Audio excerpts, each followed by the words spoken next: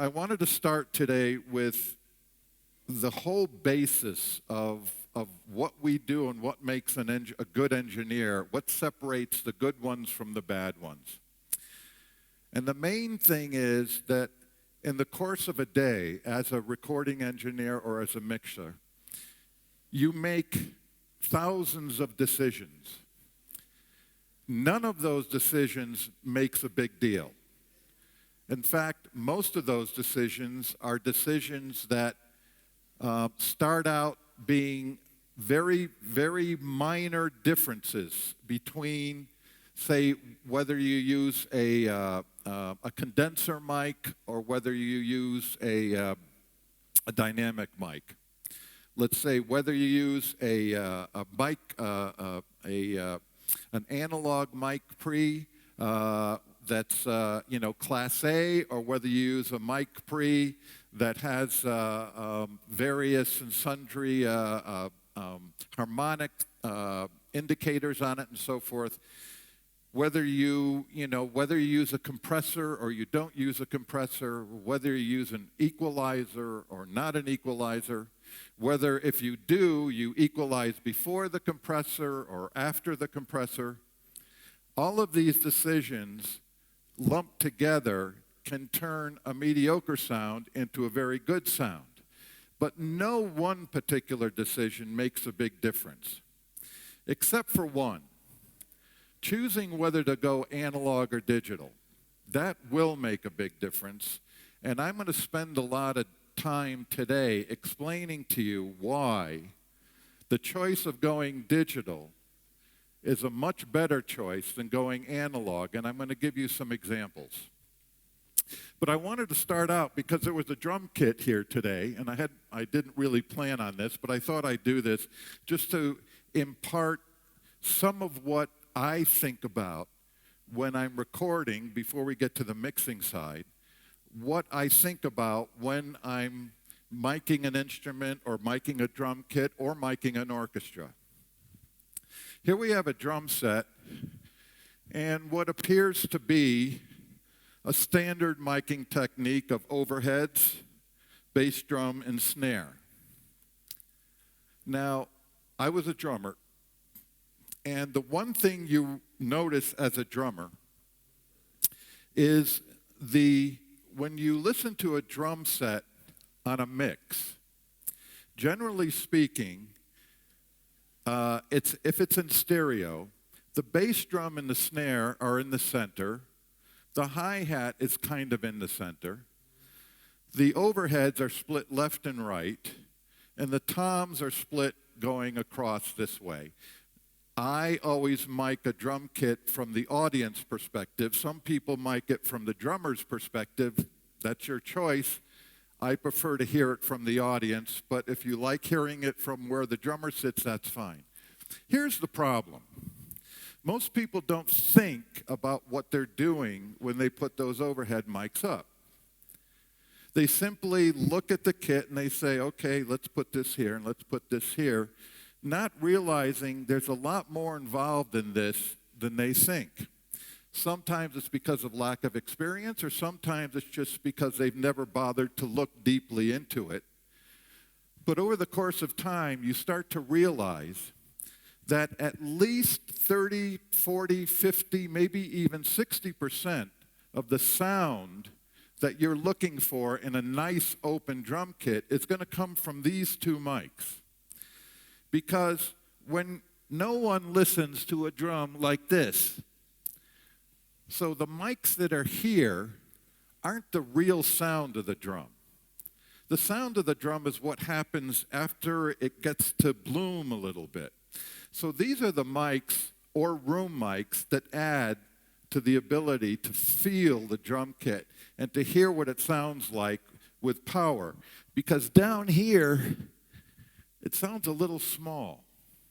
So the mics that are here are for boosting level and giving you a little bit of direct sound, but these are the mics that give you the sound of the drums. The problem is, the way this was mic'd now, let's look at where these two mics are placed, and instead of using our ears, let's use our eyes to see what each mic is picking up. If you look at this mic in a cardioid pattern, it's picking up this kind of in the center. This, the hi-hat, is all the way over to the left. The snare drum is right below it. So anything directly below it or to this side is going to appear, if you split it left and right, all the way to the left. So your snare drum, your cymbal, and your hi-hat are all the way over here. This microphone is facing at this middle tom here. So anything from here over is going to appear all the way to the other side, to the right. Or if you mic it the way I do, from audience perspective, to the left. But in any event, if we look at this visually, we realize that the panning that these mics are picking up is nothing like what you're going to pan your drums like, which is snare drum in the center, bass drum in the center, probably hi-hat in the center, and then these spread out. The way this is going to be is snare drum to the left, hi-hat to the left, bass drum in the center, and then these two toms all the way to the right. So what's going to happen is your overhead mics are going to be fighting your direct mics in the panning position. In other words, your hi-hat, which you're putting in the center, is coming up left here, okay, as is your hi-hat, as is your snare drum. So what you're doing here and what you're doing with the overheads are two different things. They're not complementing each other. Now, in a snare drum, which is a small amount of space, it's an issue. But imagine now bringing that across a whole orchestra. It's the same thing. What you have to do when you're miking a snare drum or a drum kit or an orchestra, you have to mic it realizing what you're going to eventually do and make all of those things complementary. Because if you're going to put something on the right but it appears on the left, it's going to smear the sound. Your ears won't do that when listening to it, and you don't want to do that in your mix either. So in this particular case, what you would want to do is you'd want to look at this drum kit and say, I want this in the center, I want that in the center, and this in the center. So here's what I'm going to do. I'm going to move this overhead over here. And now I'm going to take this, because I want these in the center. You can use this, which is a ruler, or you can use a cable. I use a microphone cable. You just go to the capsule, to the center of the snare drum. That says 42. And then you do the same thing here. That's till that is 42. And now the sound that's coming to these two microphones is equal from this drum. That means it's going to appear in the center. Same thing here. So now what the overheads see, this now appears left. The right appears kind of in the center. The hi-hat is going to appear slightly left, but not full left, because full left is over here. And your drums are now going to appear more across the sound stage. This is a concept that, and if you use more microphones, again, it's the idea of making everything work with everything else. So if you just listen to these two microphones now by themselves, you will hear basically the kind of pan that you're going to end up doing with the whole kit. And that's the object. So that when things appear in a certain position, they make sense with each other. The other thing you'll notice is these mics, I probably have them like this, these mics are pointing down. This mic is pointing this way. That means that the phase relationship of that bass drum to these overheads is at least 90 degrees out. Now, what does that mean? There are two things to remember in dealing with phase. One is called polarity. The other is phase. Polarity is whether the signal is plus or minus. If you have a waveform, okay, an out-of-phase waveform is 180 degrees out of phase. That's reverse polarity.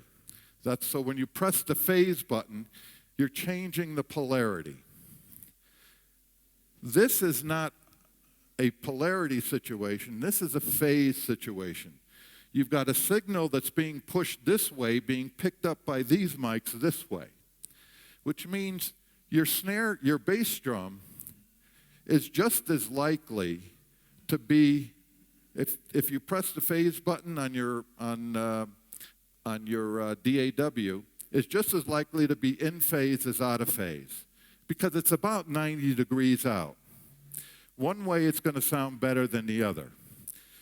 So, and the same thing with this, because when you hit this, it comes up here this way, but this microphone is picking it up across the side. So once again, the snare drum could be in or out. So you always check your phase buttons on the bass drum and on the snare drum, because those are coming at a different phase than the rest of the kit. And this is something that I always do. I start by checking the phase of the bass drum to the overheads. Once I get that right, then I go to the snare drum, and we'll get into some of that when we get into the mixing phase. Anyway, so what I have here is how many decisions do you make a day? In this gig, we make thousands of them. As you can see, there's many of them right here. The question is, how many of them are informed decisions and how many of them are biased decisions? We all have bias in music. Some people like hip-hop, some people like classical. People who like classical think hip-hop is shit. People who like hip-hop think classical is shit. These are biases, okay? We all have some people think analog is God. Some people think analog sucks. I think analog sucks. In fact, analog has always sucked. Now, you're going to look at me and say, come on, everybody tries to emulate analog. That's the whole point. We want music to sound better and better, so let's do it analog. Let's go to a tape machine. Let's play it back on vinyl. And I say, are you serious? Think about it. I think there's a bunch of Victrolas out there in the front from the old days. They got them lined up on their pretty impressive display. Think about how long it took analog, not even to sound good, to sound acceptable.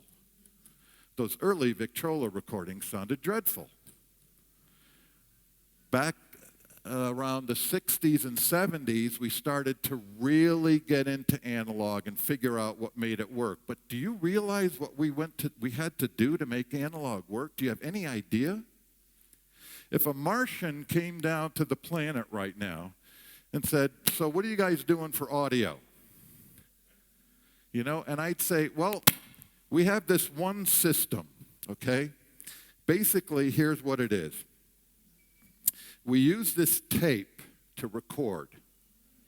Now, the tape itself doesn't record well. It naturally records very poorly. So we've had to do a couple of things to make it record well. The first thing we did was we added a thing we call bias to the tape, because the tape and the audio frequency is very bad. So we boosted that frequency up and used a carrier wave to make the tape record better. Unfortunately, along with that came byproducts of noise and distortion, but if you tweaked it enough, you could get it to sound pretty damn good. Okay? The problem then is, so now, once we recorded it, we needed a medium to play it back on. And we found that scratching some grooves in a piece of plastic worked. The problem was that when we scratched those grooves into the plastic and then took a rock, a shaped rock, and dragged it through those grooves, we got sound. But the problem was, while we were dragging it through, it wasn't getting the proper frequency, so we had to boost the low end 20 dB and decrease the top end on the input to this piece of vinyl. But then on the return, we decreased and boosted the other way, so we had complementary curves called an RIAA curve, and that seemed to make things work. The only problem was there was a lot of rumble generated by boosting this and taking it out, and every time you played that disc, you cut off frequencies because it was basically a rock scraping through plastic.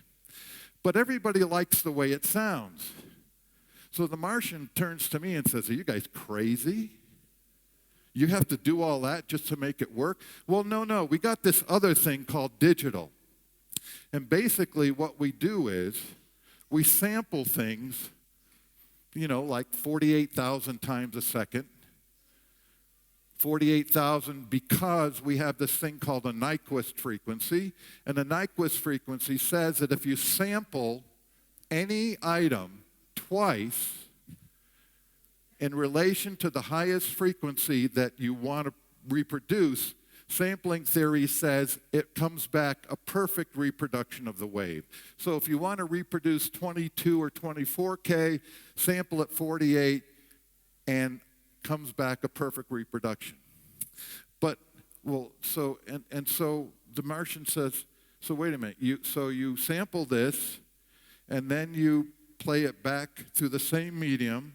You're not doing any equalizations or distortions or biasing so why are people listening to the analog? Because they think it sounds better. Well, I have an idea. Let me go over here. Let's see. Well, this is analog tape. If you look here, those are the signal to noise of analog tape, CD being 16-bit, digital, and then F2 extreme is what I'm trying to explain to the Martian. But in any event, you can see that digital has a much better signal to noise. This here is the bias that's added to the tape as we go on, but we've already explained that. Here's the RIAA curve that's added to the vinyl as you're going in, and then we do a reciprocal curve coming out. This is all to make it sound good. All right? Now in the digital world, we have what I call mom's cooking. We all have mothers here, right? Okay, good. Just checking. How many like mom's cooking? Pretty much everybody. How many of you are married or have girlfriends? How many of you, of those that are married and have girlfriends, how many of you like your girlfriend's mom's cooking? There you go. Okay? Perfect example. This is what you're used to. It's what you were brought up with. It's a sound that most of us grew up with. Just like mom's cooking. She may not make the best taco, but to me she does. Well, my mom's Italian. She makes spaghetti. But nonetheless, the issue's valid. We tend to take what we're used to and make that becomes the end result. That becomes the nirvana. That's what we're looking for. That's what we're going for. If my girlfriend or wife could only cook like mom. So basically that's what we're doing here with the analog world is we're used to it. We like it because it sounds comfortable. But in reality, right now, using The equipment that we have right here, without going to all of this analog gear and all of this analog stuff that everybody is holding up as nirvana, we can make better recordings than have ever been made in history. And you can do it more easily than has ever been made in history. You have the ability. When I started out in 1980, in order to get a good recording, I had to send all of my tracks through a 14-foot console that was hotter, so hot on it you could fry eggs, and then go to a tape machine that I had to spend an hour and a half doing the record alignment in the morning, every day recording, do a record alignment, a playback alignment, a sync alignment, check the bias. There was 100 different things you had to deal with. Then on your record, that was on your multi-track machine. Then on your record machine, your 2-track machine, you had to do the same thing. We did all kinds of tweaks and so forth. Nowadays, and all that gear probably cost $1 million. Nowadays, for let's say $25,000, if you want this, and if you want this, $2,000, $3,000, you can do the same thing, not only the same thing better, but you have to use these. You have to use these, and you have to use these in a very special way. And what I mean by that is you cannot rely on these.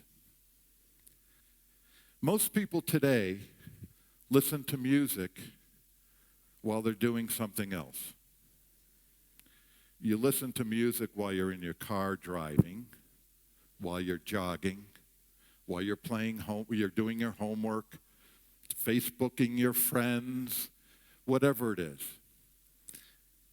The problem with that is that you're using music as a backdrop, as a soundtrack, but you're not using music for the real emotional content that music can bring to you.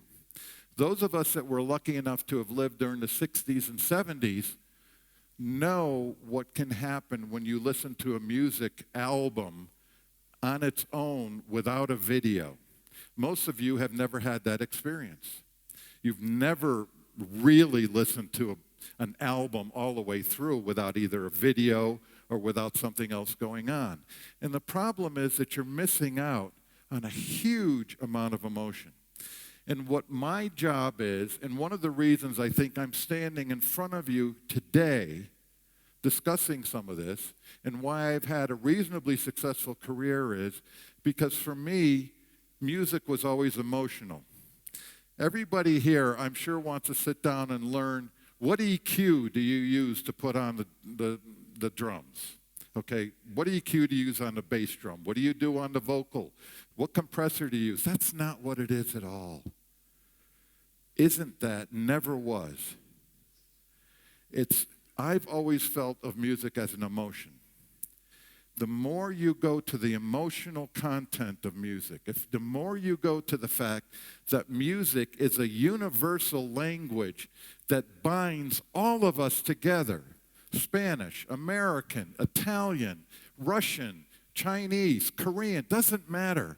We all listen to music in the same way. It reaches us in a way that video doesn't.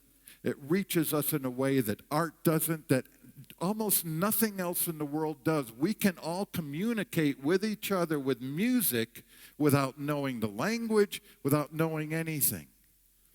Because music touches something primal inside of us. Music is based, if you believe in string theory, music may very well be based on the same thing that everything in the universe is made of.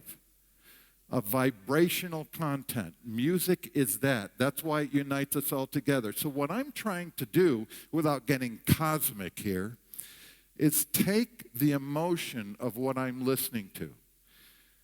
and make something out of it. Communicate in a way that will give you that emotion. Now, I'm not the artist, so I don't write the songs, and I don't arrange the songs, although as a producer I sometimes do. But for the most part, my job is to translate what the artist wants. And the way I do that is I close my eyes. Because when you're looking at a screen, or when you're watching a video, or whatever it is you're doing, as soon as your eyes are open, it changes the way you perceive music. In fact, studies have shown that once your eyes are open, 70% of all of your brain activity is zeroed in on the visual cortex. It's why blind people are so, we have this fallacy that they can hear better than us. They don't hear better than us. They just simply are not distracted by the visual information coming in, which overwhelms everything else. And they zero in on the sound. Now, that's what I do when I mix. I can't mix with a mouse because I have to have faders. And the reason I have to have faders is because I mix with my eyes closed. Now, some people think that's because I've fallen asleep during the session. Maybe. But I can tell you this. I need to mix with my eyes closed because that's the only way to really hear the music. I'll show you a little bit of a study here.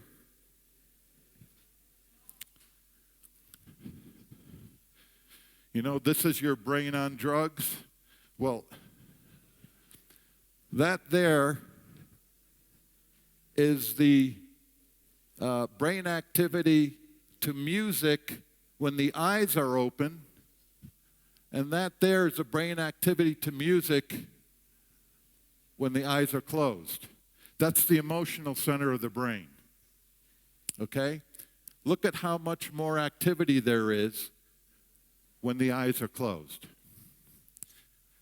It's fact of nature. So, again, one of my basic tenets is you really want to zero in on the music, close your eyes. We have this wonderful thing called Pro Tools, which shows us the waveforms and all that allows us to do editing in a way that we could not even dream of when I first started out. But don't get caught up in that. Once you've done all the edits, once you've done all the things you want to do, close your eyes. Turn that screen off. Put the mixing screen up. Whatever you do, it's seductive to look at that forever. What starts happening is you notice beats that aren't in line visually. Sonically, they sound great, but visually you see they're out of line, and then you chop them up and you make them tighter. We end up editing the soul out of music because we're using our eyes instead of our ears. So I want you to remember that. That's a very basic, as far as I'm concerned.